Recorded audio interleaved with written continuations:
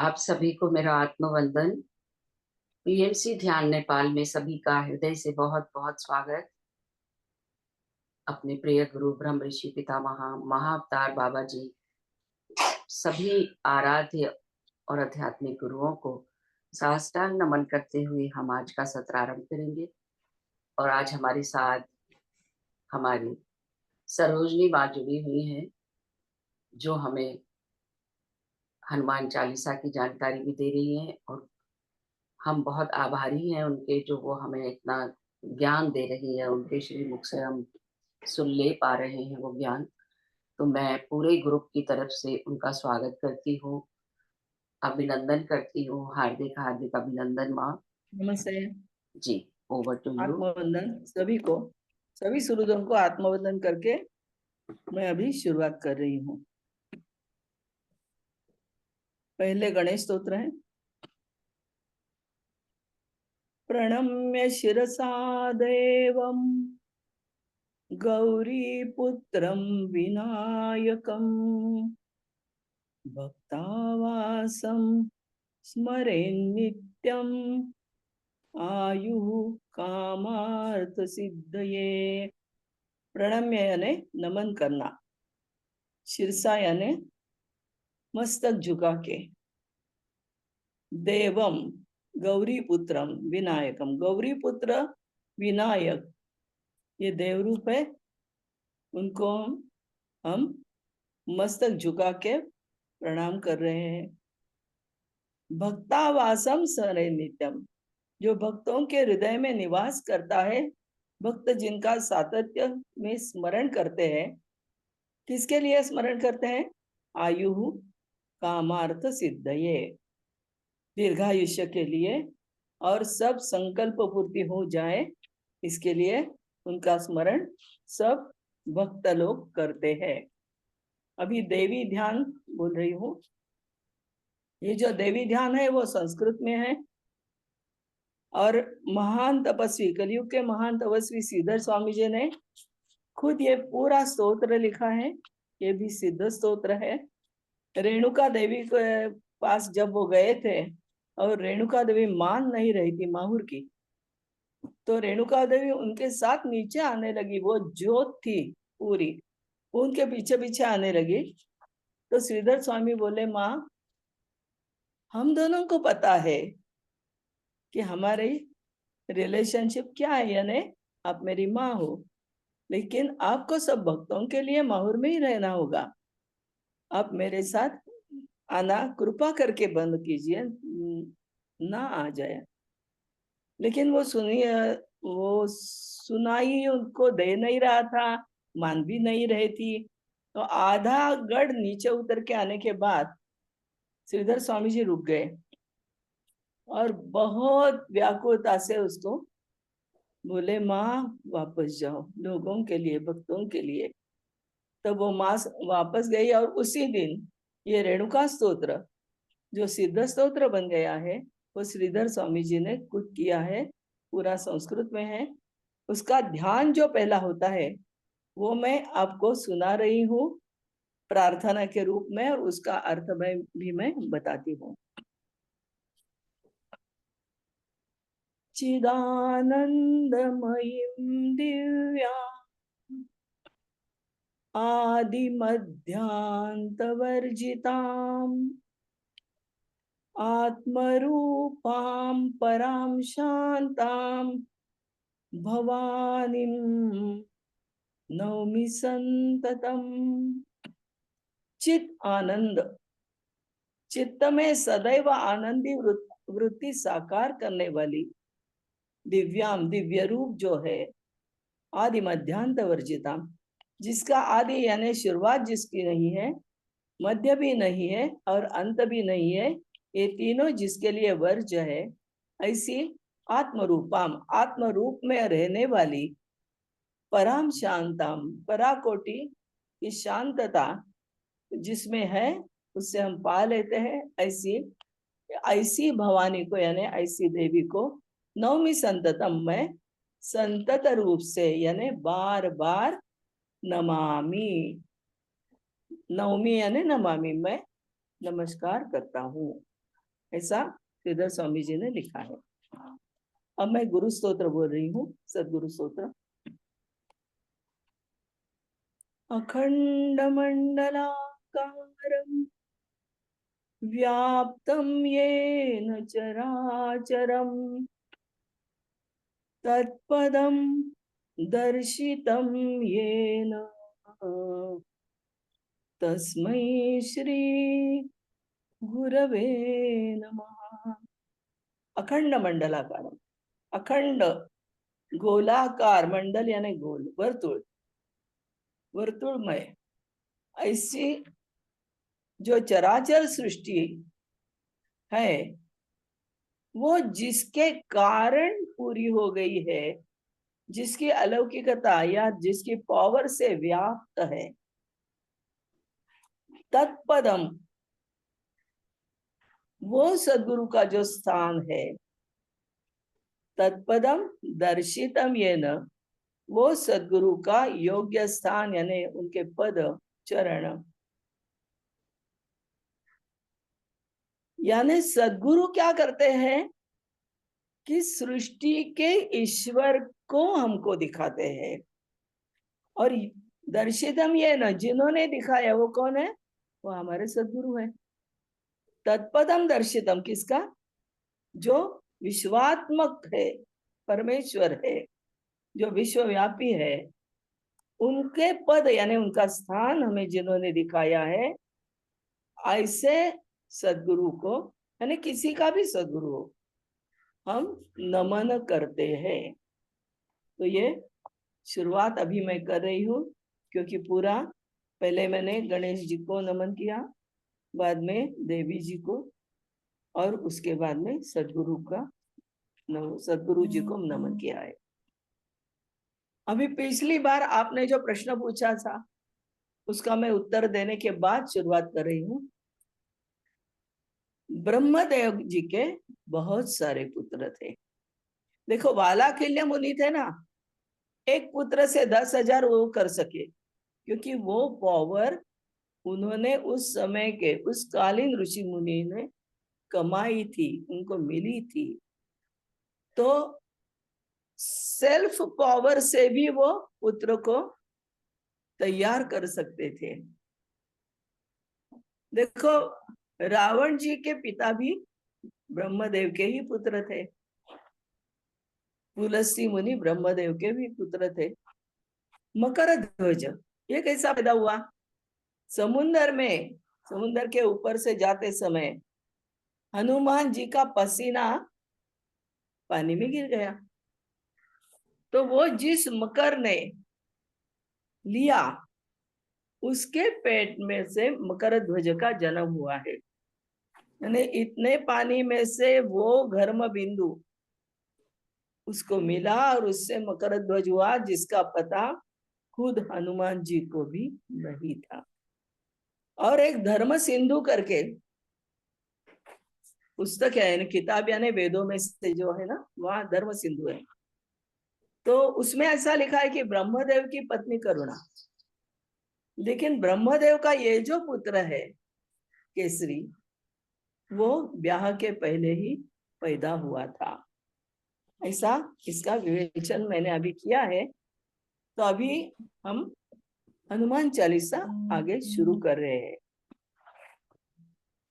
4 युग में क्या क्या हुआ था, कितने राम कैसे पैदा हुए, बार बार ये युग कैसे आते हैं, इस युग कलयुग खत्म होते हैं समय हनुमान जी का भी व्यक्तित्व और उनकी पावर खत्म हो जाएगी और फिर से नया युग की शुरुआत हो जाएगी। साधु संत के तुम रखवारे, असुर निकंदन राम दुलारे। साधु संतों के आप रक्षण करता हो। साधु संत के तुम यानी हनुमान जी, रखवारे यानी रक्षण करने वाले हैं। असुर निकंदन, असुरों का नष्ट करना, असुरों को जिन्होंने नष्ट किया है, ऐसे हनुमान जी कैसे हैं? राम दुलारे, प्रभु राम जी के बहुत प्यारे प्यारे है। तो प्रभु राम जी के बहुत प्यारे जो है वो हनुमान जी साधु और सज्जनों का रक्षण करते हैं, दुष्टों का विनाश करते हैं। ऐसी स्तुति श्री तुलसीदास जी यहाँ कर रहे हैं। लेकिन हनुमान जी की महत्ता किसमें है कि ये तो है ही कि श्री राम जी के बहुत प्यारे हैं, साधु संत ऋषि मुनि का इनका रक्षण करते हैं। वो हनुमान जी ने बहुत सारे असुरों का पराभव करके ऋषि मुनियों के यज्ञ में जो जो असुर विघ्न लाते थे उन सबको खत्म किया था। तो ऐसा ये मारुति राय, यानी पहले मारुति बाद में हनुमान जी, ऐसा नाम है ना। तो मातंग ऋषि उन्होंने अंतर ज्ञान से पहचान लिया कि ये जो मारुति है ना छोटा, उसको वो तो जन्म के साथ ही सब ज्ञान लेके आया है। तो मातंग ऋषि महादेव जी के, शिव जी के परम भक्त थे और शिव जी की कृपा प्राप्त हुई थी उनको। तो वो समझ गए कि मारुति राय ये शिव जी का अंश है, इसलिए इसको मेरे से बहुत बड़े ज्यादा जो है ऐसे सदगुरु के पास भेजना चाहिए। इसलिए वो मातंग ऋषि जो थे वो तीर्ण बिंदु गुरुकुल में उसको भेजो, ऐसा मातंग ऋषि जी ने अंजना और केसरी जी को कहा। वो बोले आचार्य तृणबिंदु मारुति जी को आधारभूत यानी बेस तैयार करेंगे, आधारभूत शिक्षा दे देंगे। और वो शिक्षा उन्होंने प्राप्त की तो उसके बाद मारुति राय सूर्य देव के पास जाएंगे उच्च शिक्षित होने के लिए। मातंग ऋषि शिव जी के माता दुर्गा के भी परम भक्त थे। माता दुर्गा के जी के आशीर्वाद से मातंगी देवी का जन्म हुआ। 10 महाविद्या जो है उसमें देवी मातंगी भी है।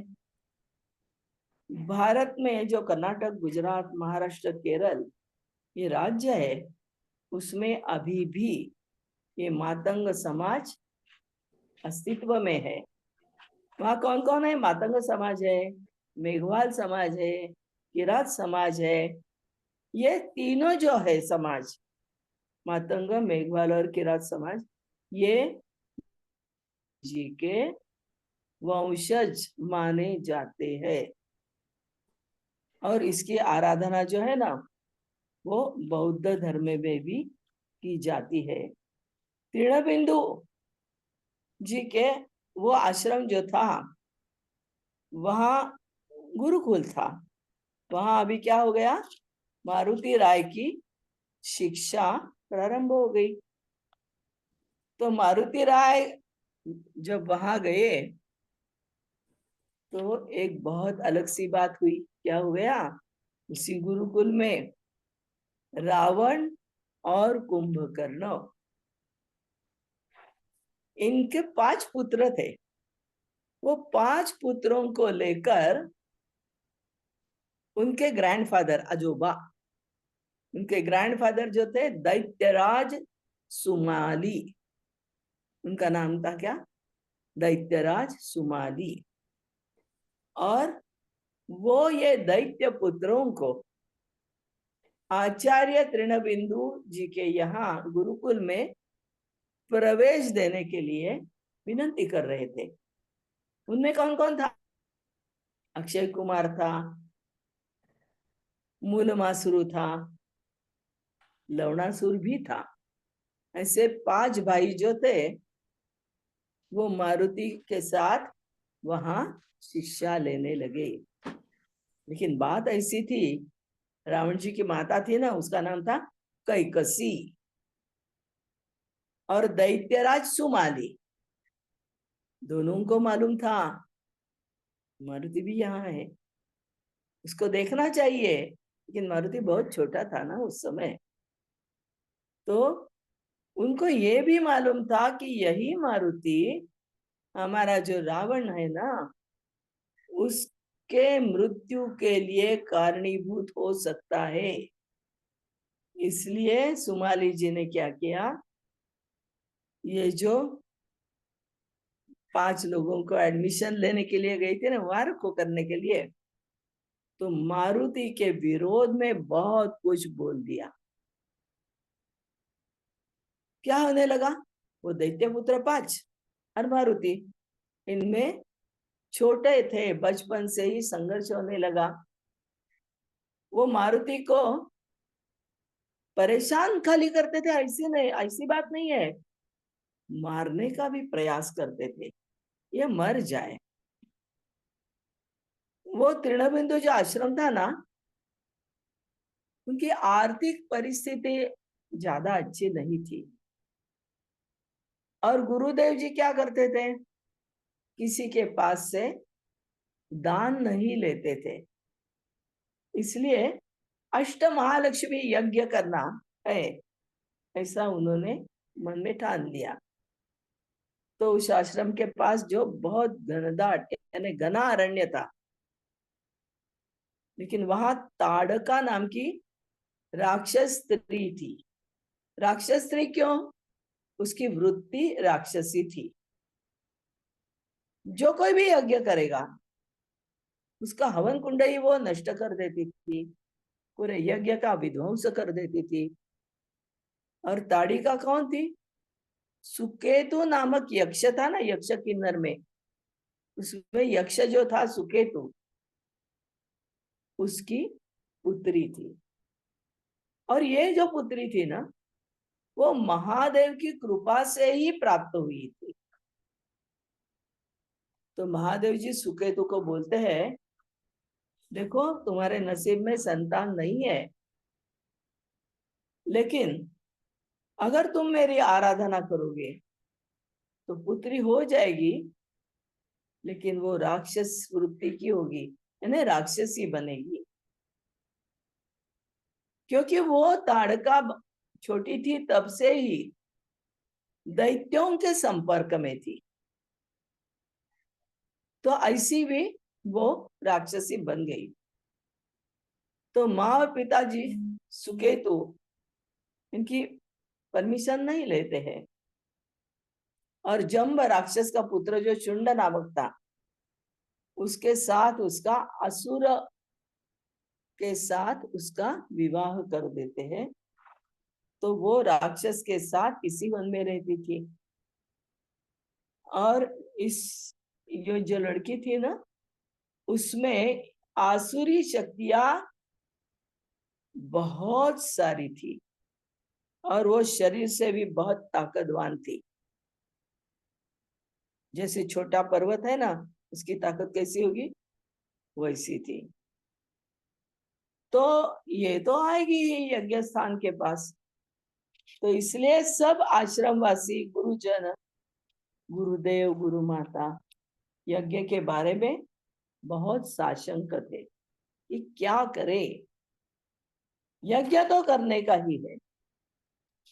यज्ञ शुरू हो गया, और जो मन में था वही हो गया।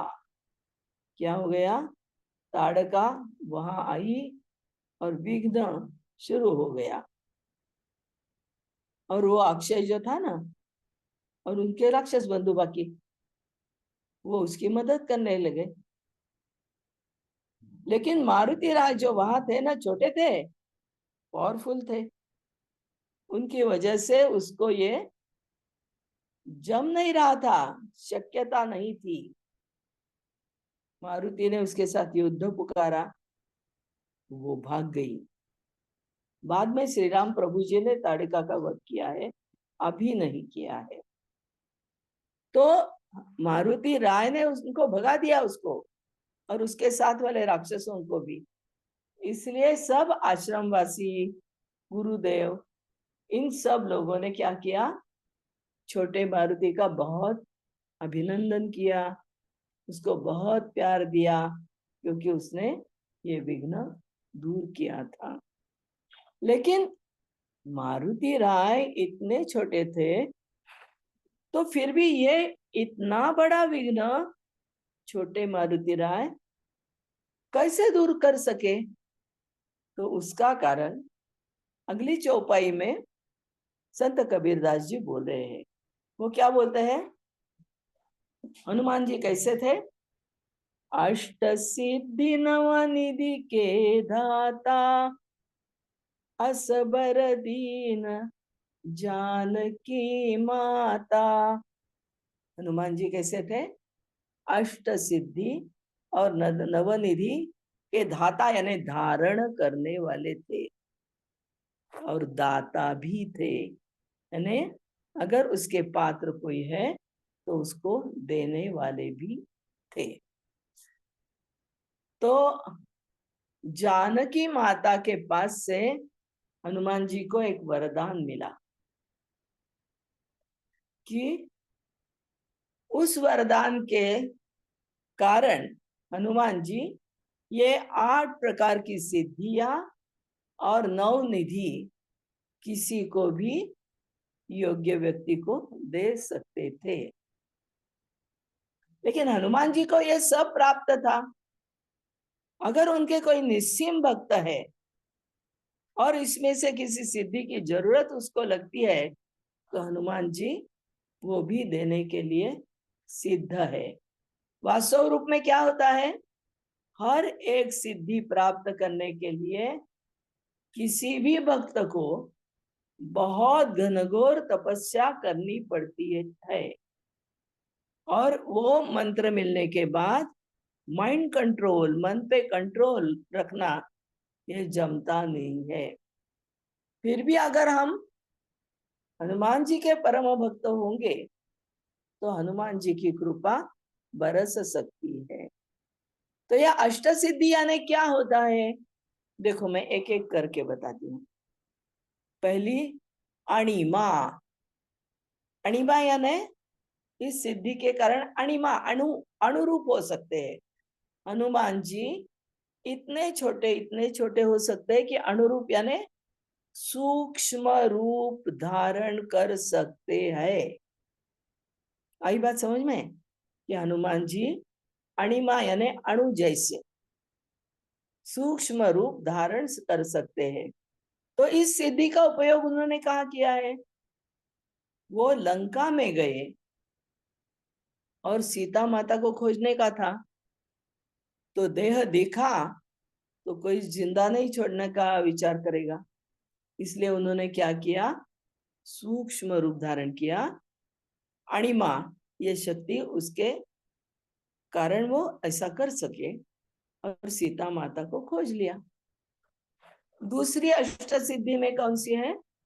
महिमा। महिमा यानी क्या? विशाल रूप धारण कर सकते हैं। अणिमा यानी छोटा और महिमा यानी बड़ा। महिमा इस सिद्धि के कारण बहुत बार हनुमान जी ने विशाल रूप धारण किया है।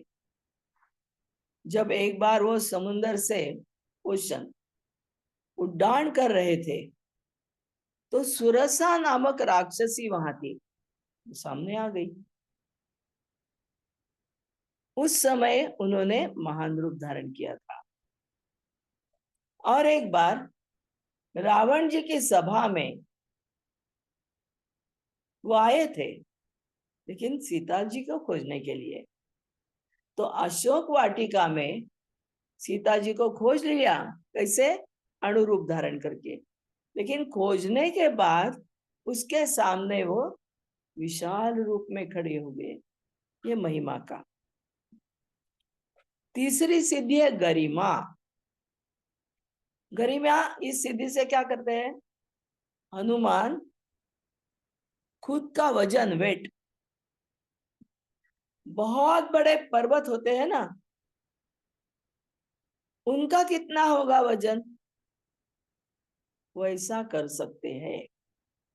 तो इस सिद्धि का उपयोग उन्होंने द्वापर युग में किया था।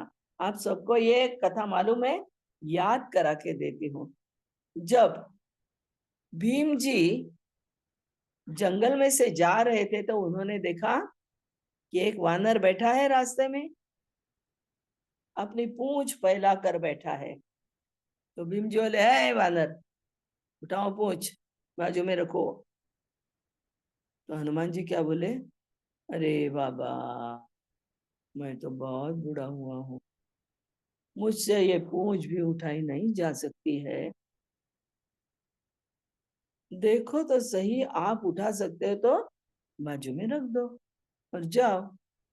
तो भीम को गर्व था शक्ति का।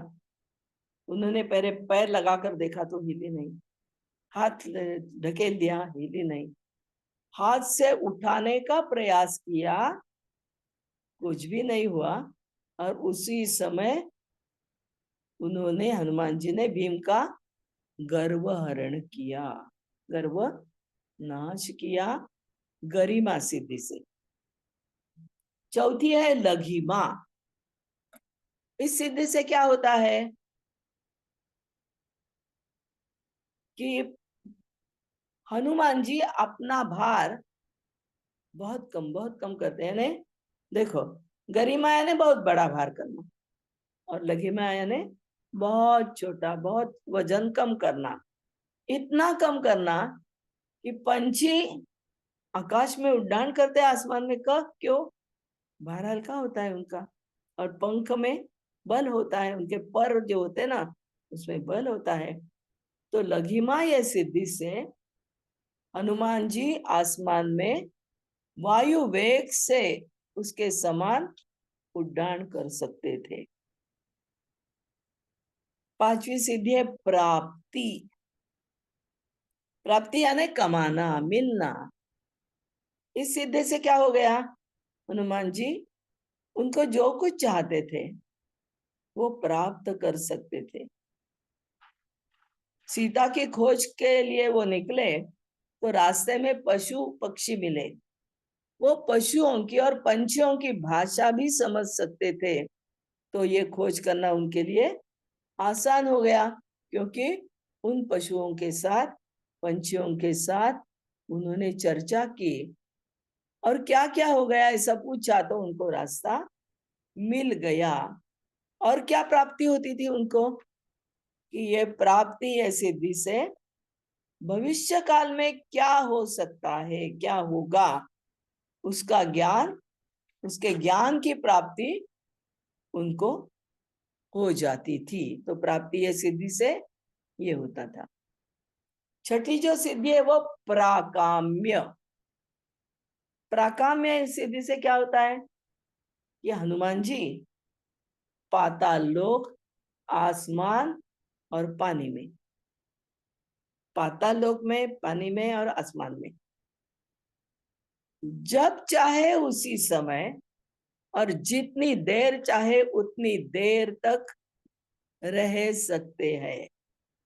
अपने इच्छा अनुसार देह भी बदलते हैं। पानी में रहने का है, मछली बन जाओ, कछुआ बन जाओ, ऐसा रूप धारण कर सकते थे, तो वो पानी में भी रह सकते थे। तो इसलिए ये जो सिद्धियां उनको मिली थी, तो वो पानी में भी रह सकते थे, पाताल लोक में भी रह सकते थे, और पंछियों की तरह आसमान में भी, उनके भी ज्यादा क्षमता से आसमान में उड्डान कर सकते थे। सातवीं सिद्धि है वो ईशित्व। ईशित्व, ईशित्व ये दैवी शक्ति है। इस सिद्धि से क्या प्राप्त होता है, इच्छा करने के साथ मृत व्यक्ति को जीवित किया जा सकता है। ये जो बहुत बड़े साधु संत लोग करते हैं ना, जीवन दान देते हैं ना, तो ये सिद्धि के कारण मृत व्यक्ति को जीवन दान दिया जा सकता है। और विशित्व, विशित्व यानी क्या, देखो हनुमान जी इस सिद्धि के कारण, कौन सी, विशत्व, विशित्व भी नहीं, विशत्व ऐसा बोलो, ईशित्व और विशत्व, ईशित्व के कारण दूसरा लाभ होता है कौन सा? मृत व्यक्ति को जीवित करने का। और विषत्व के कारण क्या होता है? हनुमान जी जितेंद्रिय थे, बलधाम ऐसा थे। तो इस सिद्धि, विषत्व इस सिद्धि के कारण हनुमान जी किसी भी व्यक्ति या प्राणी को वश करते थे, अपने काबू में लेते थे, मुट्ठी में लेते थे, और उनके पास से कौन सा भी काम करवा लेते थे। हनुमान जी तो बहुत सात्विक थे, तो बुरा काम तो नहीं करवा लेते थे। हाँ, उस समय बुरे लोग हैं, उनको निपटना ये तो काम करते ही थे। ये हो गया, ये 8 सिद्धियां है। और 9 निधि कहाँ है? उसमें से देखो, हर एक व्यक्ति को धन चाहिए, सुख चाहिए, बिना परिश्रम सब कुछ चाहिए। लेकिन ये नवनिधि कैसी है देखो, अगर हर एक व्यक्ति ने बहुत निष्ठा पूर्वक, परिश्रम पूर्वक जो जो करना है वो किया, तो ये निधियां हमें प्राप्त हो सकती है। पहली निधि कौन सी है देखो, पद्म निधि, और उसके साथ महापद्म निधि। पद्म यानी कमल, पद्म निधि और महापद्म निधि, ये सात्विक वृत्ति है। इस सिद्धियों को दोनों प्राप्त करना बहुत मुश्किल होता है, क्योंकि यह सात्विक सिद्धि प्राप्त करना बहुत कठिन काम होता है, बहुत साधना करनी पड़ती है। और ये जो 8 निधि है ना, ये जो पहले 8 निधि जो है ना, उसका काम भी अलग होता है। वो आसान नहीं, वो बहुत दुष्कर होता है, बहुत कठिन होता है। तो पद्म और महापद्म के लिए बहुत कड़ी साधना करनी पड़ती है। नील निधि यानी क्या?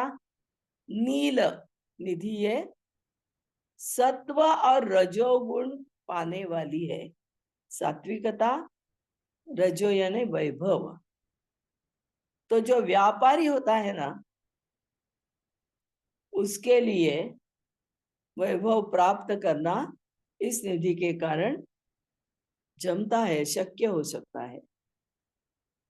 चौथी है मुकुंद निधि। इसका स्वभाव राजस है, यानी आराम से बैठना, कुर्सी पे बैठना, सिंहासन से बैठना, बहुत अच्छी अच्छी चीजें खाना, अच्छे अच्छे कार में फिरना, ऐसा सब। तो ये राजस स्वभाव की है। लेकिन अगर साधक इसमें रम गया तो भोगी वृत्ति बन सकता है, यानी भोगी बन सकता है। तो सिद्धि समाप्त हो जाएगी और कुछ भी नहीं मिलेगा, ऐसा भी हो सकता है। तो मुकुंद निधि भोगी लोगों के लिए ठीक है, लेकिन बाद में कुछ नहीं मिलता। चौथी निधि है मुकुंद निधि। और 5वीं नंद निधि, ये तो राजस और तामस गुणों की होती है। साधक इसमें दीर्घायु होता है।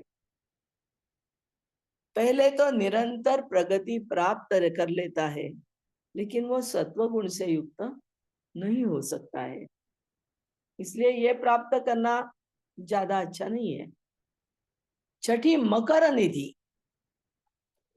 ये तो पूरी तामसी होती है, यानी जिस व्यक्ति को अस्त्र और शस्त्र चाहिए युद्ध के लिए, तो इस निधि की वो आराधना कर सकते हैं।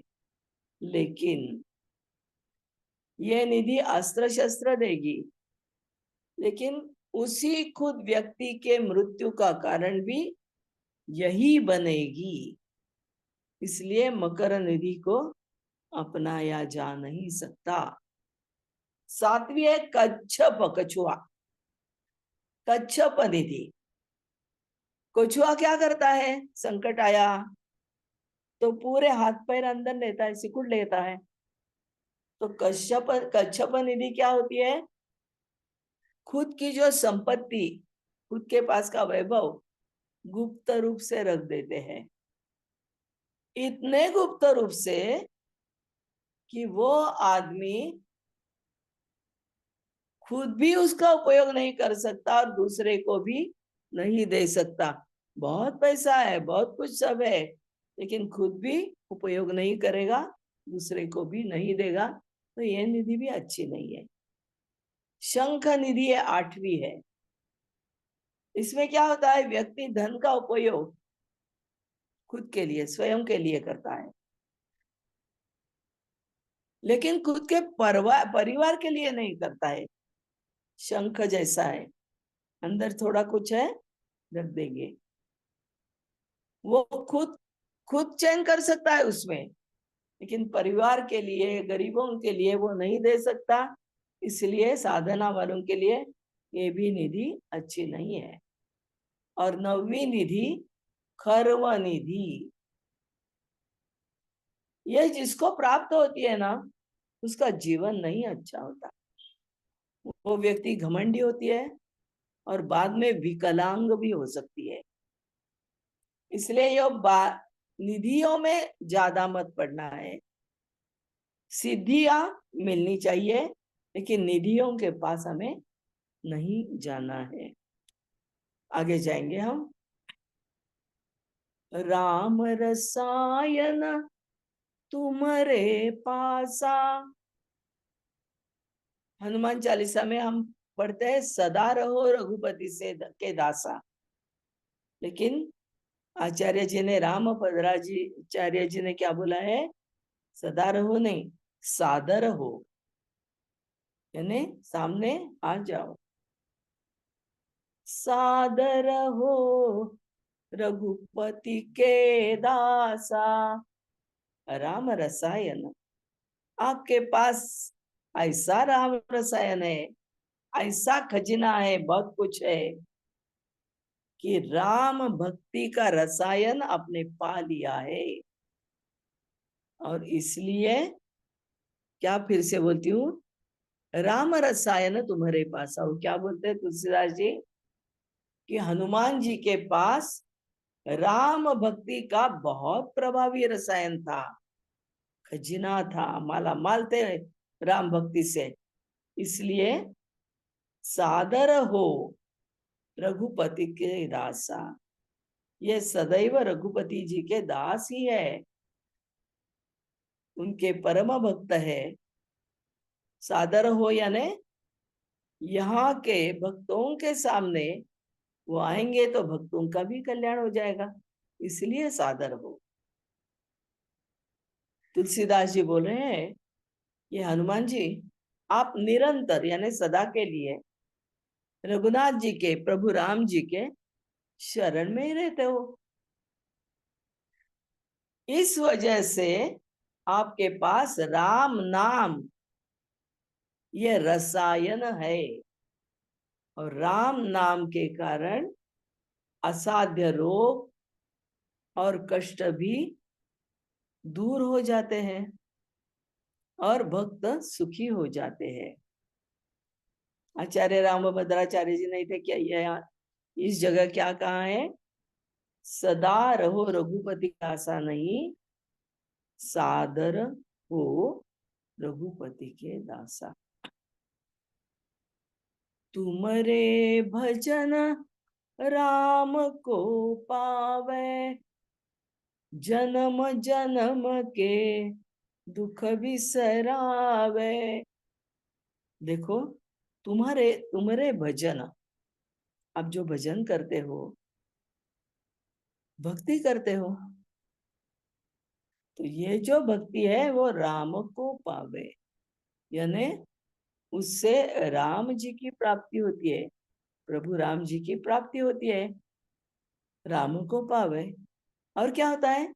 जन्म जन्म के, जन्म जन्मांतर के दुख यानी दुख बिसरावे, उनको हम भूल जाते हैं। हनुमान जी आपकी भक्ति और भजन के कारण आपको प्रभु राम जी मिल गए हैं। और ऐसा हो जाता है तो जन्मों जन्मों के जो हमारे पास दुख है, पीड़ा है, वो सब हम भूल जाते हैं और सुख से अच्छी तरह से रह सकते हैं। ये सब तुलसीदास जी ने खुद के अनुभव से यानी स्वानुभव से बोला है। क्या बोला है? हनुमान जी की भक्ति अगर की तो क्या होता है? उनको क्या हुआ? हनुमान जी की भक्ति करने से उनको राम और लक्ष्मण इनके दर्शन हो गए। और जब हम ऐसे अलौकिक लोगों के दर्शन लेते हैं ना, तो आजू बाजू क्या चल रहा है पता नहीं लगता। ऐसा ही तुलसीदास जी का हो गया और सब दुखों का बिसर यानी दुख भूल गए, समरस हो गए उनकी भक्ति में, उनकी पावर्स में एक रूप हो गए। तो तुलसीदास जी को तोता, पोपट बोलते हैं उसको, तोता के रूप में तोता एक आया, उनको क्या बोला?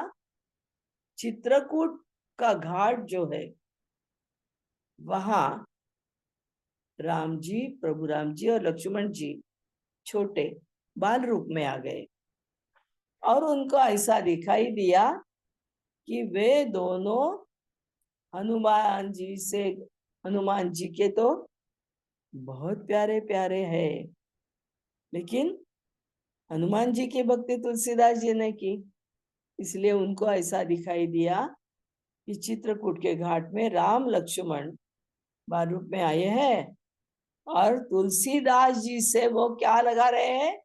चंदन की उटी, चंदन लगाओ हमें, ऐसा तुलसीदास जी को बोला तो तुलसीदास जी उनको चंदन लगा रहे हैं।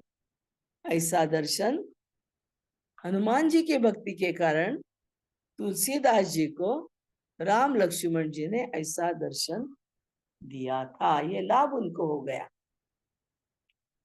अंत काल रघुवर पुर जाई, जहाँ जन्म हरि भक्त कहाई। देखो तुम्हारे जो भक्त है वो अंत काल में श्री राम जी के रघुवरपुर यानी राम जी का धाम जहाँ है वहां वैकुंठ में, तो अंत काल में राम जी के धाम को यानी वैकुंठ को जाएंगे कौन? भक्त जो है वो। और जहां जन्म, अगर ऐसा हो गया कि फिर भी किसी कारणवश उनको फिर से जन्म लेना पड़ा, तो भी कैसे पहचाने जाएंगे? हरि भक्त कहाई, हरि भक्त ऐसे ही पहचाने जाएंगे। क्या आशीर्वाद मिला? हे हनुमान जी, तुम्हारे भक्त जो राम नाम लेते हैं वो अंत काल में प्रभु राम जी के वैकुंठ धाम में ही जाएंगे, क्योंकि वो विष्णु जी का अवतार है।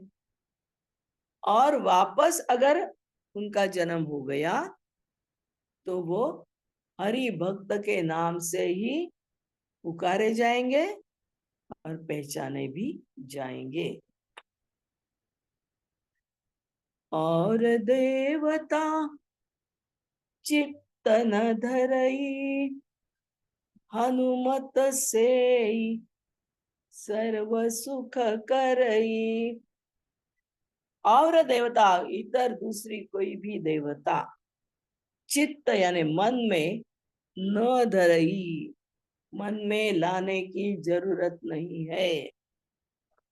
और देवता यानी दूसरी कोई भी देवता चित्त न धरई, मन में मत लाओ, वैसा लाने की भी जरूरत नहीं है। क्यों? तुलसीदास जी बोलते हैं, हे हनुमान जी, सिर्फ और सिर्फ तुम्हारी ही बहुत जी जान से, दिलो जान से सेवा की, तो भी सब प्रकार के सुख प्राप्त हो जाते हैं। हनुमत से सर्व सुख करई, यानी हनुमत के ही सेवा से, यानी सेवा, हनुमान जी की ही सेवा खाली की तो सर्व सुख, सब प्रकार के सुख करई, प्राप्त करा सकते हैं। तुलसीदास तो खुद, तुलसीदास जी तो खुद हनुमान जी के भक्त थे, तो उन्होंने भी इतर किसी की, दूसरे की आराधना नहीं की है, खाली हनुमान जी की ही सेवा की है, हनुमान जी की ही आराधना भी की है। इस भौतिक जो जग है, विश्व है, उसमें हम देखते हैं, क्या देखते हैं कि भक्त लोग क्या करते हैं, हमारा दुख निवारण होना चाहिए, अनेक साधु संत, अनेक देवताओं की आराधना करते हैं। यानी समझो आज शिव जी की प्रार्थना कर रहे, दूसरा कोई बुला रहे, नहीं नहीं, वो श्री कृष्ण जी की उपासना करो वो मिलेगा, तो इसको छोड़ देंगे, श्री कृष्ण जी की उपासना करेंगे। अरे नहीं, मुझे दत्तात्रेय की उपासना करने से मिला है, तो उसको भी छोड़ देंगे, दत्तात्रेय की उपासना करेंगे। यानी इधर दौड़ेंगे, उधर दौड़ेंगे, उधर दौड़ेंगे, किसी एक की उपासना नहीं करेंगे, तो उनका क्या होता है, देखो मंदिर का रास्ता मालूम है, हम जा भी रहे हैं, लेकिन दूसरा बोला अरे इस रास्ते से चलो तो जल्दी जाओगे, हम उस रास्ते में जाते हैं, आधा रास्ता चल पड़ा है। तीसरा बोला अरे नहीं वो रास्ता ज्यादा नजदीक है, फिर से वापस आके वो रास्ते से जाएंगे। यानी हम खाली रास्ते से जाएंगे लेकिन अंतिम स्थल तक नहीं पहुंचेंगे। तो इसलिए ये जो ऐसे भक्त होते हैं कि किसी एक की आराधना ना करके, गणेश जी, शंकर जी, श्री कृष्ण जी, दत्तात्रेय जी, सबके पास जाते हैं, तो वो क्या बोलेंगे, शिव जी देखेंगे, गणेश जी देखेंगे, श्री कृष्ण जी देखेंगे। द्रौपदी जी का क्या हुआ था, वस्त्र हरण के समय उसने क्या किया, श्री कृष्ण जी ने वचन दिया था, खाली एक बार मेरी याद करो, मैं दौड़ते आऊंगा। दरवाजे पे श्री कृष्ण जी खड़े थे, लेकिन द्रौपदी ने उनको पहले नहीं बुलाया। धृतराष्ट्र जी, गांधारी जी, कुंती जी, धर्मराज जी, धृतराष्ट्र के जो जो पुत्र है उनको, और कोई है कर्ण को, 5 पांडवों को, सबको बुलाया, कोई नहीं आया। लेकिन आखिरी बार की चलो अब कुछ नहीं रहा, बचा नहीं, तो श्री कृष्ण जी को बुलाया, याद दिलाया, वो दौड़ते आए। कैसे आए दौड़ते, वस्त्र के रूप में आए, उन्होंने वस्त्र का रूप लिया, और इतने वस्त्र की दुशासन खींचता है, दुर्योधन खींचता है, हाँ पहलवान थे फिर भी थक गए, वस्त्र तो खत्म ही नहीं हो रहा था, इधर पूरा उधर पूरा, उधर पूरा, सब जगह वस्त्र है, खत्म होने की बात नहीं है। बहुत सुंदर वर्णन उसका किया है, सारी बिच नारी है कि नारी बिच सारी है, सारी बिच नारी है कि नारी बिच सारी है, कि सारी की नारी है कि नारी की सारी है। ये क्या चल रहा है, सारी के बीच नारी है या नारी के अंदर से सारियां आ रही है, ये तो सारी ही की बन गई है, या नारी की बजाय खाली सारियां ही है, समझ में नहीं आ रहा था। वो उसने गलती सुधारी और कृष्ण जी को बुलाया, तो एक सेकंड ही नहीं गवाया उसने। इसलिए हर एक रूप की आराधना नहीं करनी चाहिए, जो तुम्हें अच्छा लगता है, भाता है, उस एक की उपासना करो। क्यों, क्योंकि ईश्वर एक ही है, गणेश जी की उपासना तो भी वही है, शंकर जी की शिव जी की तो भी वही है, दत्तात्रेय प्रभु की तो भी वही है। एक जन्म में विष्णु जी श्री कृष्ण हुए, एक जन्म में राम जी भी हुए। तो ये सब रूप अलग अलग है, लेकिन उनके पीछे की पावर, ईश्वरीय तत्व एक ही है। तो इसलिए संत तुलसीदास क्या बोलते हैं, इधर उधर मत दौड़ो, किसी एक की ही पूरी पूरी उपासना करो। इस तत्व में से हमें क्या समझना है, श्री राम प्रभु एकमेव ऐसे है, अगर उनकी कृपा चाहिए तो क्या करने का है, हनुमान जी की सेवा करो, हनुमान जी की भक्ति करो।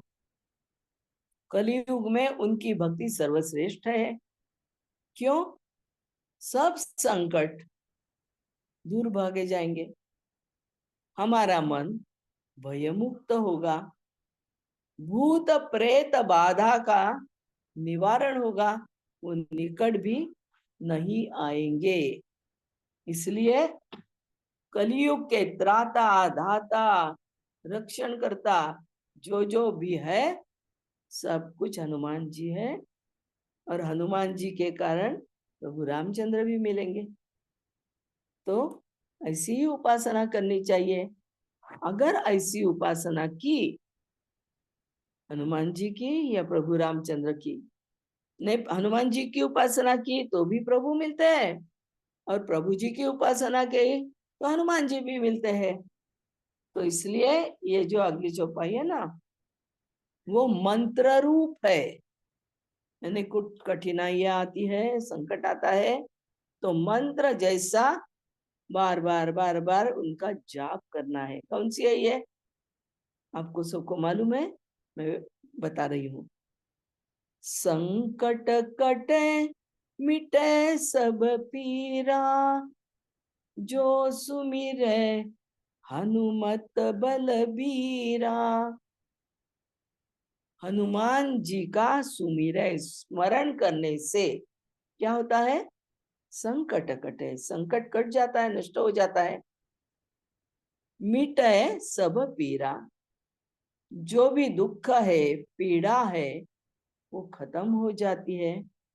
इसलिए सुमिरय स्मरण करो किसका, हनुमत बलबीरा, जो महाबली हनुमान जी है, उनका ही स्मरण करते रहो। तो हनुमान जी कैसे है, महाबली है, महापराक्रमी भी है, इनका ही स्मरण करने का है, संकट दूर हो जाएंगे, दुख बाधा भी नहीं रहेगी। यही तुलसीदास जी बार बार बार बार कह रहे हैं। और ये बार बार कहते समय और क्या बोलते हैं वो, राम नाम मनि दीप धरु, जिह दे हरिद्वार, तुलसी भीतर बाहिर, जो चाहसी उजियार। इसका अर्थ क्या है, अगर तुमको अंदर भी प्रकाश चाहिए और बाहर भी प्रकाश चाहिए, यानी लौकिक जीवन में भी उजियारा चाहिए और पारमार्थिक जीवन में भी उजियारा चाहिए, तो क्या करना है, राम नाम मनि दीप धरु, अपने मन में राम नाम का दीप जलाओ। और कहा, जिह देहरी द्वार, दहलीज पे, द्वार में क्या बोलते हैं अब, और कि मन में अंदर में राम नाम का दीप जलाओ, और दरवाजे पे, दहलीज पे राम नाम का स्मरण रखो। यानी बाहर जाते समय, अंदर आते समय, उठते समय, बैठते समय, ध्यान करते समय यही करो कि राम नाम का दीप अंतरंग में प्रज्वलित रखो। उसके प्रकाश में पूरा जीवन उजाले के तरह रह जाएगा। तो ये कबीरदास जी और क्या कहते हैं, दुख में सुमिरन सब करे। क्या बोलते हैं, दुख में सुमिरन सब करे, सुख में करे न कोई। दुख में सुमिरन सब करे, सुख में करे न कोई। जो सुख में सुमिरन करे, जो सुख में सुमिरन करे, दुख काहे को होए। प्रभु जी क्या बोलते हैं मालूम है, अरे भक्तों, हर बार मेरे यहाँ आते हो, ये दे दो, वो दे दो, वे दे दो, वे दो, खाली सिर्फ मांगने के लिए। मैं तो देने वाला ही हूँ, इसलिए ही, इसके कारण ही इधर खड़ा हूँ। लेकिन कभी तो एक बार ऐसा भी करो ना भक्तों, क्या प्रभु जी आपकी याद आई, हमको आज कुछ नहीं चाहिए, खाली मिलने के लिए आए हैं, प्यार देने के लिए और लेने के लिए आए हैं, प्यारा प्यारा भक्त बनने के लिए आए हैं, आज कुछ भी नहीं चाहिए। ये प्रभु जी की अपेक्षा है कि हर बार मांगने के लिए आते हो ठीक है, लेकिन कभी तो एक बार ऐसा करो ना कि प्यार के नाम से आ जाओ, भक्ति के लिए आ जाओ, परमानंद के लिए आ जाओ, आत्मानंद की अनुभूति के लिए आ जाओ। क्योंकि आत्मानंद की अनुभूति मिलना यही अलौकिकता है, भक्ति का रास्ता है उधर। और बस भक्ति के जो रास्ते है ना, उनका आखिरी द्वार कहाँ खुलता है, ईश्वर के हृदय में। और वो कौन सा द्वार होता है, परमानंद का द्वार होता है। इसलिए भक्तों, एक बार ऐसा करो और बाद में बार बार भी करो। ये प्रभु जी हमको कुछ नहीं चाहिए, आपने सब कुछ दिया है, खाली मिलने के लिए, प्यार करने के लिए, भक्ति करने के लिए, आपको पाने के लिए, आत्मा और परमात्मा की एक रूपता के लिए हम आपके द्वार पर आए हैं। इसलिए कबीरदास क्या बोलते हैं, दुख में सब स्मरण करते हैं, हाँ, लेकिन सुख में करे न कोई। सुख मिला तो भूल गए ईश्वर को, लेकिन जो सुख में भी मुझे चाहता है, प्यार करता है, स्मरण रखता है, उसको दुख होगा ही नहीं। कैसे होगा, इसलिए सुख में मेरा नाम ले लो तो मैं आपके पास दुख को पहुंचने ही नहीं दूंगा। इसलिए तुलसीदास क्या बोल रहे हैं कि देखो, जिंदगी को ऐसा बनाओ कि उसमें स्वार्थ ना होए। उसने खाली सुख चाहिए, दूसरों को कुछ भी मिले या ना मिले, मुझे चाहिए, तो मेरे पास कभी तो निस्वार्थी बनकर आ जाओ, मेरे पास कभी तो खाली भक्ति के लिए आ जाओ, इतने प्यार के लिए आ जाओ कि आत्मा और परमात्मा का मिलन ही हो जाए। मेरा भक्त और मैं अलग नहीं होने वाले, मैं भक्त को मुझ में समा लूंगा। तो अगर मेरा भक्त इस प्रकार से मेरे पास आया तो मुझे भी परमानंद है। प्रभु जी क्या करते हैं, कहते हैं कि मैं आपको आनंद देने के लिए बैठा हूं, लेकिन कभी तो मुझे भी आनंद दे ना, दे दो ना। प्यार से आओ, भक्ति के कारण से आओ और मुझ में समा जाओ। इसीलिए तो मैं यहाँ खड़ा हूँ, भक्ति के द्वार खोल के, वैकुंठ के द्वार खोल के, आत्मा और परमात्मा की एक रूपता के लिए मैं हूँ। तो ऐसे भी आ जाओ, ये प्रार्थना प्रभु जी भक्तों के पास कर रहे हैं। तो आज तो हम इनकी प्रार्थना सुन ही लेंगे, सुन लेनी ही चाहिए, है ना। तो यहाँ मैं रुकती हूँ, 5 बज गए हैं। आपको कुछ पूछना है तो पूछो। बहुत बहुत धन्यवाद। आज आपने इतनी नई चीजें हमें बताई हैं, मेरे को तो नहीं पता था इतना।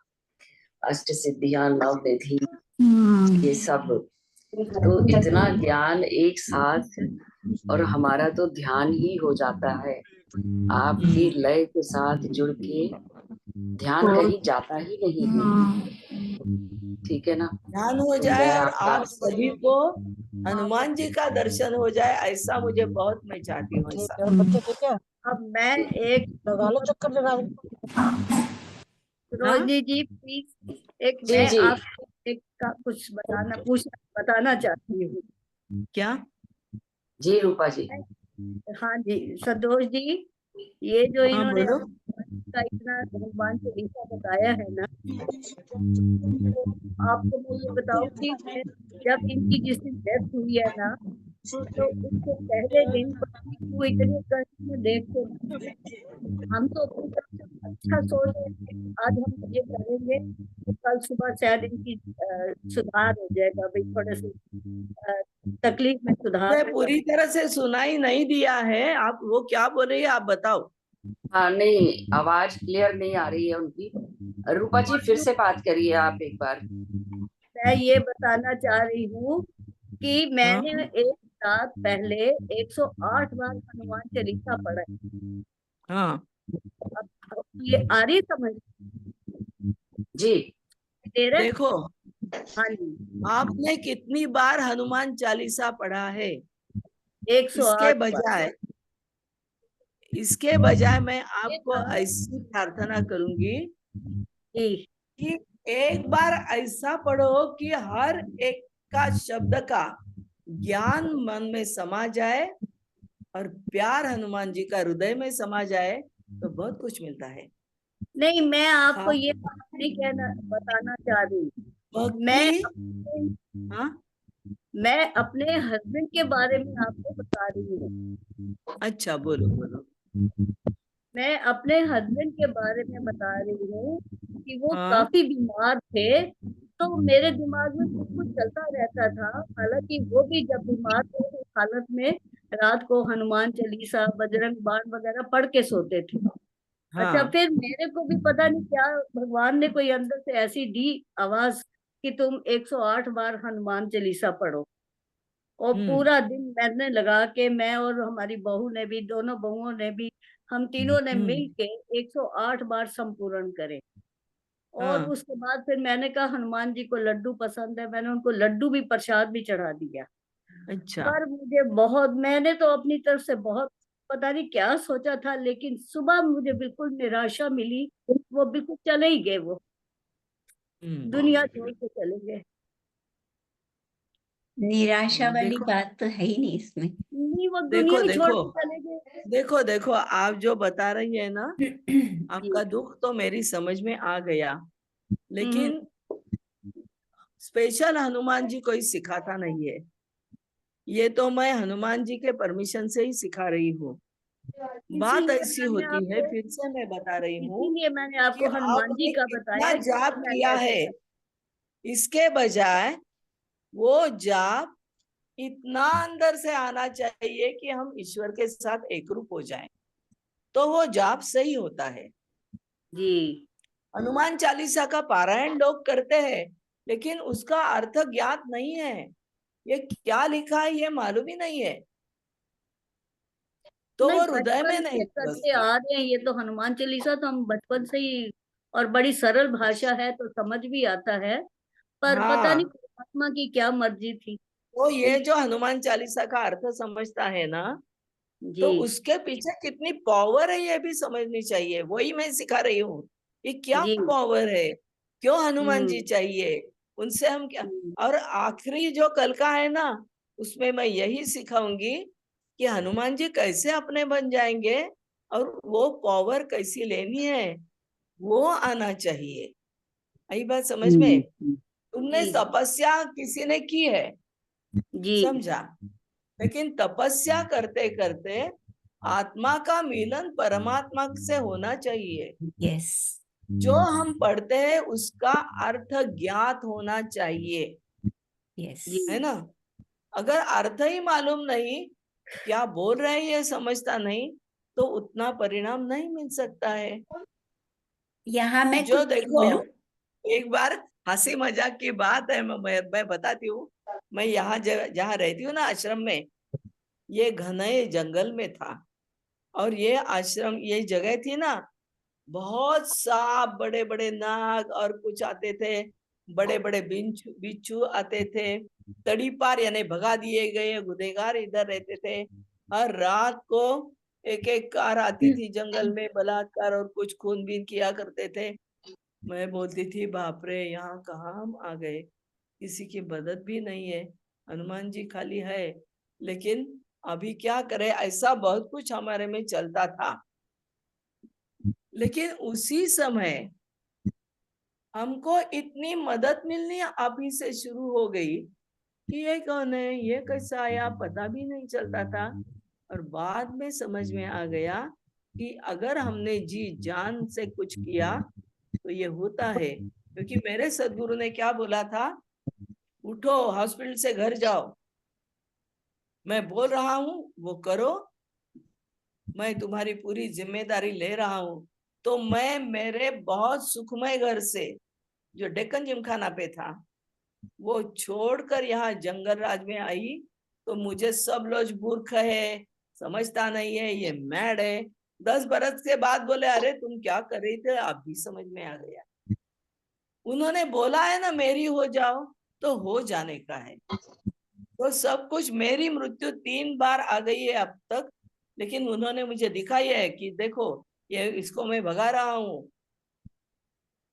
मैंने खुद की मृत्यु देखी है, लेकिन श्रीधर स्वामी जी ने पहले 2 बार कैसे बचाया ये भी देखा है। और आपको अचरज हो जाएगा, तीसरी बार अभी मुझे महावतार बाबा जी ने बचाया है। मालूम भी नहीं था। वो शिवानंद स्वामी जी बोले, अरे इसके लिए वो भगा के लेके गए थे तुम्हारी आत्मा को। अरे बाप रे, यानी मेरी मृत्यु आई है इसलिए किसी ने तो आत्मा को कोई तो लेके गया, ये भी समझ में नहीं आया मुझे। तो शिवानंद स्वामी जी बोले कि अरे नहीं समझ में आया तो क्या हुआ, आपको इधर आके रखा है ना फिर से वापस। हाँ लेकिन बोलो तो सही। वो बोले, तुम्हारी मृत्यु आ गई थी, इसलिए महावतार बाबा जी तुमको लेके गए, आत्मा को उठा के लेके गए और फिर वापस ला दिया है। तो ये जी अलौकिकता है बहुत। यहाँ इसके मैं लिए एक ना पूरा समर्पण, पूरी श्रद्धा, 100%। और हम जो कुछ कर रहे हैं ना, वो पूरे ज्ञान से करना पड़ता है, समझदारी से, उसका अर्थ समझकर करना पड़ता है। नहीं तो हर रोज हम आरती उतारते हैं, लेकिन क्यों आरती करते हैं, उसमें क्या लिखा है? आरती करते समय हमारा ध्यान ईश्वर से एक रूप है या ये इधर उधर उधर है, इसलिए उसका परिणाम हमें नहीं मिलता है। आपके प्रश्न का उत्तर आपको मिला है क्या? ठीक है जी, ठीक है, समझ गई। लेकिन मैं ये कह रही थी कि हनुमान चालीसा इतना सरल भाषा में है, उसको हम बचपन से पढ़ते आ रहे हैं, तो वो तो हाँ, है। लेकिन और जब हम इतने परेशान हैं तो उस टाइम तो आप सोचिए कि हमारे मन की क्या दशा होगी, है। और अब मालूम, अपनी तरफ से देखो, ये सोचा कि कल हमारे लिए शायद इस पाठ का कुछ असर मिलेगा, और उसका असर मुझे रिवर्स मिला कि वो चले ही गए मुझे छोड़ के। इट वॉज देखो, वेरी मेरे सैड। पिताजी की मृत्यु मेरी गोदी में हुई है। हाँ मेरी माँ की मृत्यु के समय भी मैं वही थी। और जी। मेरे पति की मृत्यु मैंने खुद देखी है। हम्म। क्योंकि वो बोले, मैं एम्बुलेंस में नहीं जाऊंगा, लड़की के कार में नहीं जाऊंगा, क्योंकि उसको 1.5 घंटा लगेगा। हाँ, तुम मुझे लेके चलो, अगर तुम मेरे साथ हो तो मुझे मृत्यु नहीं छुएगी। हम्म। उनको मैंने ही एडमिट किया था, पूरा सब हो गया। लेकिन हाँ, एक समय ऐसा आया कि कभी भी ऐसा ना करने वाले वो मुझे बिना बताए चले गए थे। 2 मिनट के लिए मृत्यु वही उधर ही आई। बस वही बात है। सुबह 5:15 के करीब ही ना एकदम से दिखा, पता नहीं हम सब उठ गए और देखा तो वो है ही नहीं। देखो क्या होता है, हमारा जो पहले बहुत जन्मों का कुछ कुछ होता है ना, उसी टाइम ही बस वो गए थे, उसी टाइम गए थे। हाँ, तो अभी एक ही काम करो, खाली वो गए हैं तो उनको सद्गति मिले इसलिए प्रार्थना करने की है। उसका दुख मत करो, क्योंकि जी वो इस जन्म में से छूट गए हैं। जी उनको आगे का इससे भी अच्छा रास्ता मिल सकता है ना, उसके जी लिए जी प्रार्थना करो।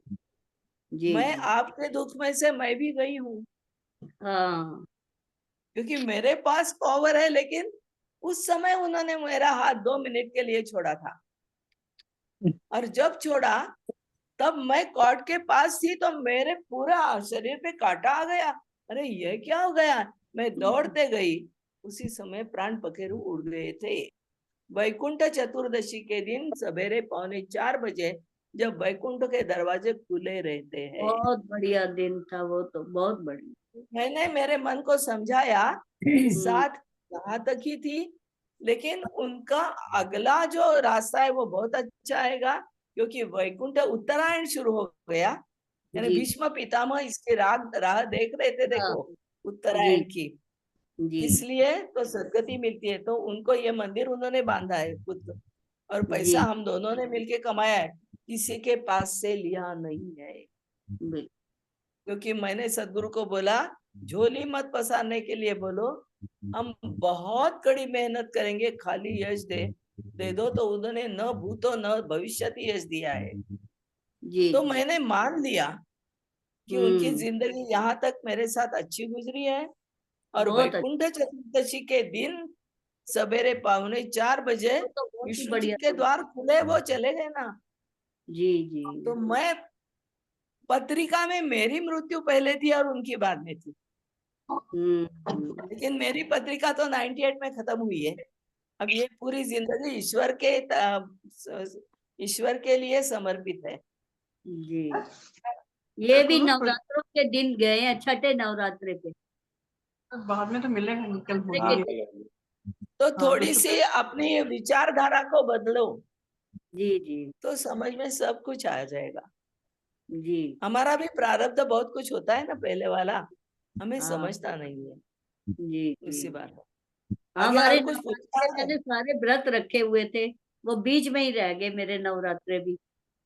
छठे नवरात्रे को गए थे नहीं, वो। करवे करवे अड्डाव है उनका, सरने में उसको बहुत अच्छा भविष्य आता था।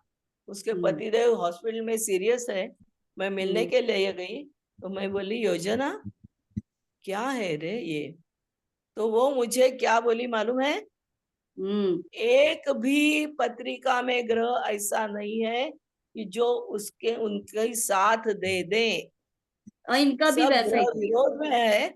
और वो मुझको हम्म बोली, समझी ना तुम? मैं बोली हाँ समझ गई, ये मृत्यु अटल है। हम्म। वो खुद पत्नी इनके भी बोल रही है ग्रह कि ऐसे एक भी ग्रह उनके साथ नहीं है नहीं पॉजिटिवली। है। हम्म। तो उसको भी क्या होगा, हो गया हाँ होगा। जी भविष्य मालूम है, वर्तमान सामने दिख रहा है। जी जी तो हमें ना हमारा जो मन है ना, दृढ़ता पूर्वक रखना चाहिए, आगे जी का जी। रास्ता ईश्वर दिखाएगा। चलिए, और कुछ बोलना है? आपकी ब्लेसिंग से, आपकी इतनी अच्छी शिक्षा से आई विश कि मैं अपने आप को संभाल पाऊंगी बस। जी हाँ, संभाल जी रूपा पाओगे, जी। हाँ जरूर। जी रीता जी बात करना चाह रही हैं। जी बहुत रीता बहुत। जी बात करिए। जी, मैं सिर्फ ये कहना चाहती हूँ कि जब हम हाँ भगवान का नाम लेते हैं ना, तो आपने हाँ उनकी दीर्घ आयु मांगी है ना। अब आपको हम्म, नहीं मालूम था कि जो दीर्घ आयु होगी वो उसमें दुख कितना झेलेंगे, ये तो आपको नहीं मालूम था ना।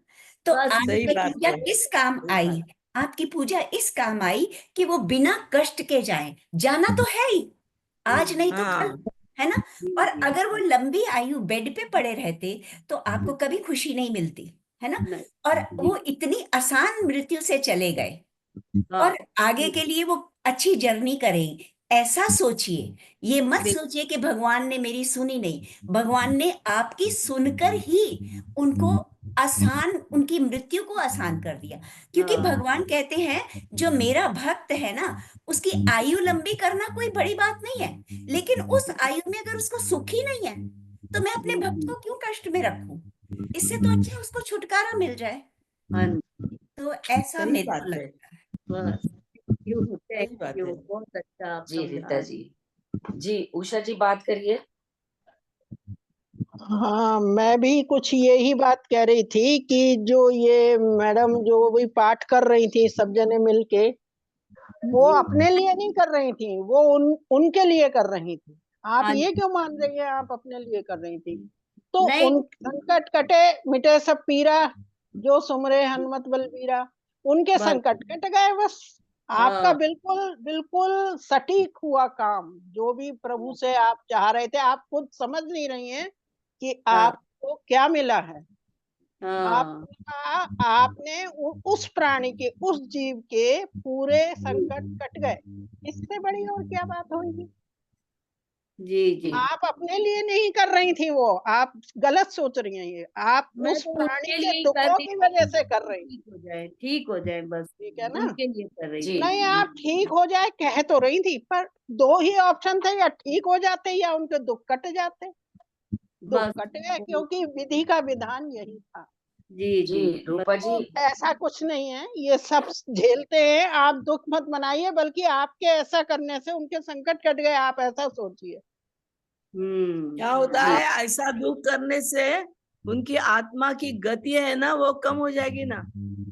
अरे ये मेरे लिए, ये मेरे लिए प्रभु है। ने आपकी पूरी सुनी है और बहुत बढ़िया उसका जी प्रयास का आपको फल दिया है, ऐसी कोई बात जी रूपा जी, हम अपनों के दुख नहीं देख सकते, कष्ट जी, नहीं देख सकते, ये तो बात है सारी। है ना? तो वो दुख नहीं जी देखा जाता उससे तो। जी और वही बात की जाना तो है ही, हमें भी हाँ आपको भी सबको जाना है, जी जी, लेकिन अपनों का दुख नहीं देखा जाता। नहीं देखा जाता, आप बस उस वही चीज को सोचिए। और जैसा सरोजनी माँ ने कहा कि उनकी आगे की यात्रा सुगम हो, उसके लिए हाँ प्रार्थना करिए आप नहीं दुखी मैं, रहेंगी तो वो अटक जाएंगे, वो आगे नहीं बढ़ पाएंगे। जी जी, बिल्कुल इसलिए आप घर वालों के साथ मिलके उनकी अच्छी अच्छी बातें याद करा करें, जी प्यार जी से उन्हें याद करें, खुश होके जी याद करें।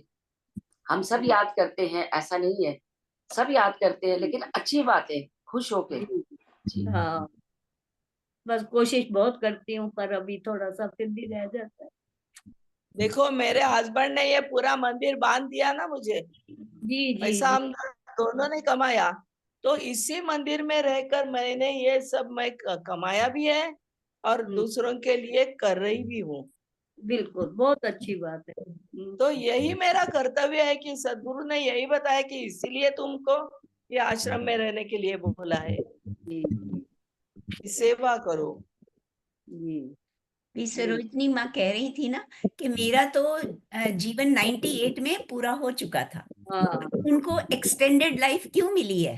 कि उन्होंने अभी दुनिया की सेवा सेवा कर दी, सेवा ज्ञान सेवा कर रही बांटना हैं है। वो, और तो वो कर भी एक रही हैं, नेक देखिए। काम के लिए उनको समय दिया गया है, जो वो और पूरी सच लगन से बताती कर हूँ, रही है। वो बोलते हैं अभी तुमको ये करना है, अभी वो करना है। शिवानंद स्वामी जी ने मुझे मैसेज दिया है ये भी, कि जी चलो ये छोड़ दो, अभी ये करने का है, ये इसने बोला है, ये उसने बोला। और खुद बाबा जी बोले है कि ये अभी छोड़ दो और मेरा काम करो। मैं तुम्हारे अब इधर आया हूँ, आपको एक फोटो दिखाती हूँ। हाँ? कैसे, जी जी हाँ दिखाती हूँ। बाबा जी की फोटो है, कैसे मेरे पास आई वो 2 मिनट में बताती हूँ। जी जी। आपको दिखाई देती है क्या? देखो, मैं आपको पिन करती हूँ। हाँ कैसे दिखाई देगी? आप पिन कर दीजिए इनको, फिर नहीं, ये हाँ हाँ अब मेरा बड़ा किया। हाँ ये दिखाई देती है क्या? हाँ जी जी जी जी। जी थोड़ा ऊपर करिए। थोड़ी सी ऊपर करें, ये थोड़ा सा कैसे आ ऊपर गई करें उसको। बोलती हूँ मैं। मुझे बाबा जी बोले मेरी फोटो लाओ, मेरी फोटो पहले घर में लाओ, मेरी फोटो लाओ। एक तो बार और मैं दिखाइए आश्रम में सरोजनी गई। माँ, एक बार और हाँ दिखाई दिखाइए देती फोटो। हूँ, हाँ दिखाती हूँ। हाँ थोड़ी अलग प्रकार की है, दिखाई दे रही है। अब फोन ऊपर करिए, अपना फोन ऊपर बाबा करिए जी थोड़ा नहीं सा। दिख रही ना। ऊपर का दिख रहा है, बाबा जी कम दिख रहे, भारी होगा ना। हाँ अब दिख रहे। नहीं, वो फोन ऊपर करके दिखा रही है वॉल पे। हाँ जी, हाँ जी, आप देखिए। जी जी जी, भी बहुत क्लियर। जी जी।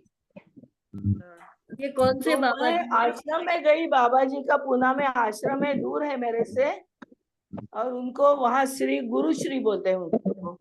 जी अच्छा। और बाबा जी ने बोला है यार फोटो लाने के लिए, तो 5 मिनट उन्होंने क्या किया मालूम है, उनकी नजर खाली मेरे आज्ञा चक्र पर थी कि मैं सच बोल रही हूँ क्या बोल रही हूँ। तो उधर के जो लोग दो थे ना, वो बोले ये बाबा जी किसके साथ बोलते नहीं है यार, फोटो तो देंगे ही नहीं। लेकिन महावतार बाबा जी की आज्ञा थी, तो उन्होंने मुझे झट से फोटो दिया है, फोन करके बुलाया, ये लेके जाओ, ये परसों फोटो आया है, उसके लिए मैंने फ्रेम भी की है और जी जी। लगाया है। तुम वो मुझे क्या बोले मालूम है, अब मैं तुम्हारे घर भी आया हूँ, बाकी सब बंद करो, मेरा काम करो। जी जी, ये तो वही मैंने आप रात को बता रहे ये थे हनुमान चालीसा भी, फोटो। जी और एक बार है, अगले बार के बाद में बंद करूंगी और तुम्हारा ही काम तुम्हारे ही सामने करूंगी। बहुत बहुत धन्यवाद आपका, बहुत बहुत आभार। तो अगली बाबा जी अब का खाली एक धन्यवाद। बार ही बचा है, 1 घंटा, उसमें मैं आपको ये कैसे क्या करने का है हनुमान चालीसा का, वो जी थोड़ा सा बता सकती हूँ। ठीक है, हाँ, नेक्स्ट टाइम, और बाद में नेक्स्ट मैं टाइम खत्म हो जाएगा करूंगी। पूरा। जी। तो थैंक यू सरोजनी माँ, thank you so Sarojini much. माँ पहले ही बता इतना चुकी हैं अच्छा कि ज्ञान देने के लिए बहुत बहुत धन्यवाद। अरे सरोजनी माँ ये पहले ही बता काम है, चुकी हैं मैं कि मेरी ये आयु काम पूरा इसी के लिए करेगी। ही बढ़ाई है, यानी अभी 26 बरस मैं यही काम कर रही हूँ मंदिर का। लोग आते हैं, उनका खाना देना भी, सब उत्सव मनाना भी। और मेरे मार्गदर्शक और एक दूसरे हैं, उनका नाम है स्वरूपानंद सरस्वती, वो गोल्ड मेडलिस्ट सर्जन है। सब रख दिया ईश्वर के पास और बाहर जाके संन्यास लेके, उनका बहुत बढ़िया आश्रम है, पूरी सोलर एनर्जी पे है। और वो हर 5 बरस में मैं एक बार उनको यहाँ बुलाती हूँ, स्वागत करती हूँ, वस्त्रदान करती हूँ। तो और नाम ये सुना सब हुआ मेरे है। जीवन में आया श्रीधर स्वामी जी की वजह से। श्रीधर स्वामी जी ने ये बाद में परमिशन दी है, और महाअवतार बाबा जी ने ये काम करने के लिए बोला है। तो आनंद से करने का, पतिदेव गए इसका दुख नहीं मनाने का, उनकी आयु में सुख आ गया भी होगा, हम काहे को दुख करेंगे, जी हमको ईश्वर की कृपा के रास्ते ही जाने का है, ऐसा मैंने ठान लिया है। मेरे पास कुत्ते हैं, बहुत प्यारे हैं, इतना प्यार देते हैं ना कि बाहर 12 की कुछ कुत्तों की याद सेवा नहीं। करती है माँ। और वो माँ खुद की माँ को छोड़कर आंखें खुल गई, आ गए 12-13 समारे, अभी 3 मेरे पास है, वो नहीं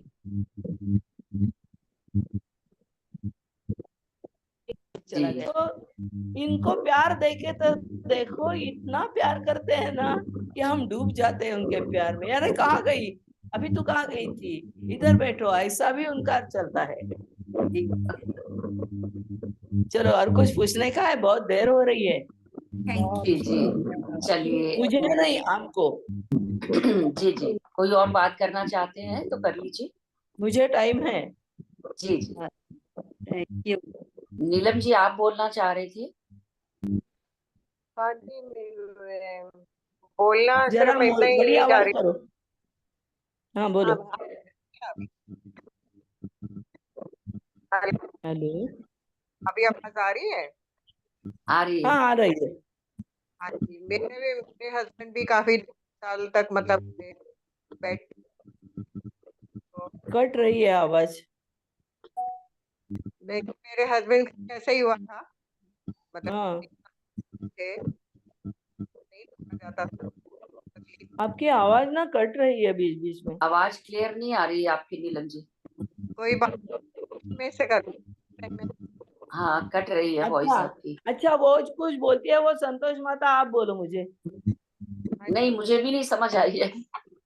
ओके ओके। वो ये कह रही हैं कि मेरे हस्बैंड भी इसी तरह से बीमार थे, ऐसा ही था हाँ कुछ, ऐसा हाँ जी हाँ। जी जी। तो मैं इस पे एक घटना घटी है, उसकी बात बताती हूँ। मेरे हस्बैंड के मित्र थे, फ्रेंड।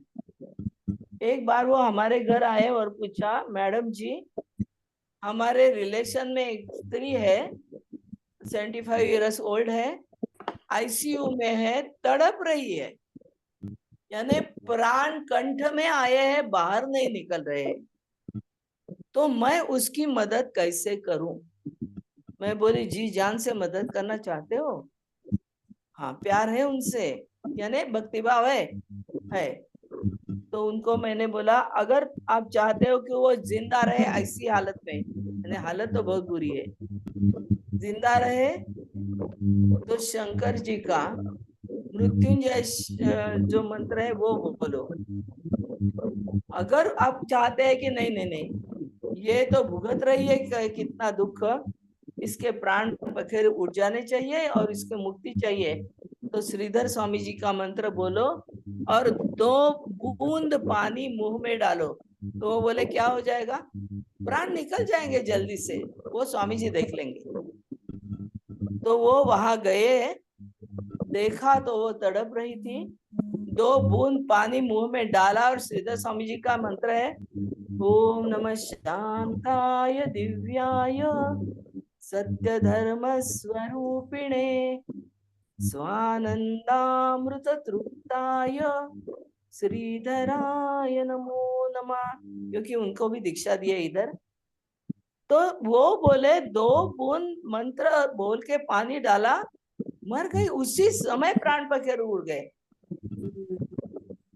कष्ट तो खत्म ऐसा हो गया। क्यों हुआ? तो ऐसी बात है कि आत्मा जो होती है ना, उसको ऐसा वो चाहती है कि मेरी मृत्यु के समय, यानी शरीर छोड़ने के समय, मेरे पास कोई आध्यात्मिक व्यक्ति हो, जिसके पास कोई पावर है, ऐसा व्यक्ति हो। अगर ऐसा व्यक्ति बाजू में है तो वो क्या करेगा? रम रम रम रम रम रम ऐसा बोलेगा कि उसको सुनाई दे। हाँ, तो अगर उसके मन में राम नाम नहीं आता है, इसलिए प्रॉब्लम है, तो ये राम राम बोलेगा और वो सुनेगी तो प्राण पखेरु उड़ जाएंगे और सद्गति मिलेगी। इसलिए मृत्यु के समय अपने पास अच्छी व्यक्ति चाहिए। ये मेरी माँ ने बोला था कि तेरे पिताजी मर गए तो तेरी गोदी पे मर गए, लेकिन मेरी मृत्यु के पास समय तुम रहोगी ना मेरे साथ? तो मैं बोली हाँ, ब्याह हुआ तो भी मैं 10 दिन की छुट्टी निकाल के गई थी उसके लिए। तो प्राण पखेरु उड़ने के समय कोई अच्छा खासा ईश्वर को प्यारा हुआ है होने वाला व्यक्ति चाहिए, तो सद्गति मिलती है, क्योंकि वो अपने लिए नामस्मरण करता है। वो हम सुनते हैं तो आखिरी समय, आखिरी क्षण में वो नामस्मरण ही उसको ध्यान में रहता है, बाकी कुछ नहीं है। ये सब लोग नहीं बताएंगे, लेकिन मैं बता रही हूँ, अगर किसी को मुक्ति देने की है तो ऐसी मिलती है। इनका तो सुबह 5:15 बजे का टाइम था और सोए ही हुए, तो उसी टाइम हम उठे ही थे बस। देखो मेरा ये टाइम मैंने आपके लिए ही रखा था ना। जी, तो चलिए फिर आज हम इतना ज्ञान लेने के बाद में फिर बहुत समाप्त करते हैं। धन्यवाद। और ये सब प्रैक्टिकल है। जी जी, प्रैक्टिकल सभी करना पड़ेगा। बहुत बहुत वो धन्यवाद मेरे पास सरोज जी। आए थे पूछने, ये बोला, नहीं तो मैं भी नहीं बोलती ना क्या करने का है, मुझे मालूम है ये।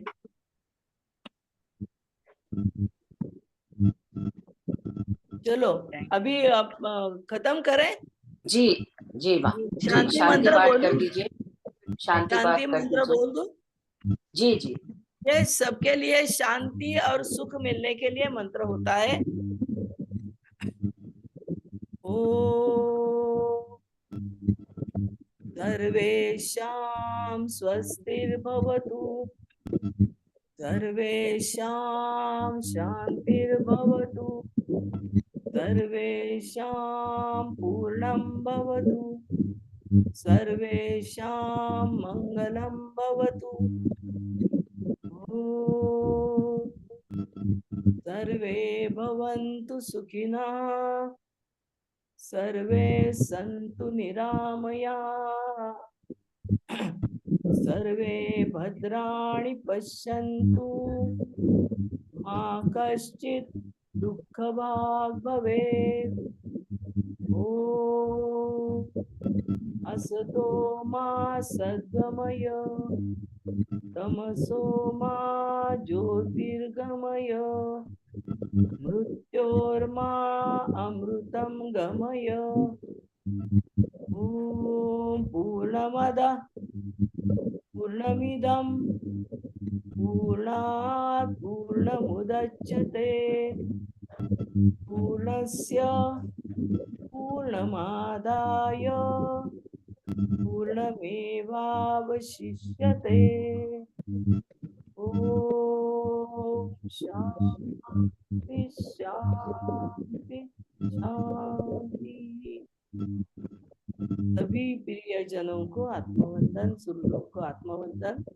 अगर कोई प्रश्न बाकी है तो अगले आखिरी बार मैं आ रही हूँ फिर से अभी इस महीने जी तक, जी पूछ लेना। बहुत बहुत अगर धन्यवाद। ज्यादा प्रश्न तो प्रश्न खत्म होने तक मैं रुकूंगी। ठीक है, बहुत बहुत आभार आपका। और कल हम लोग नहीं जुड़ रहे हैं तो आप सैटरडे को मिलेंगे। और एक और बहुत अच्छी बात है कि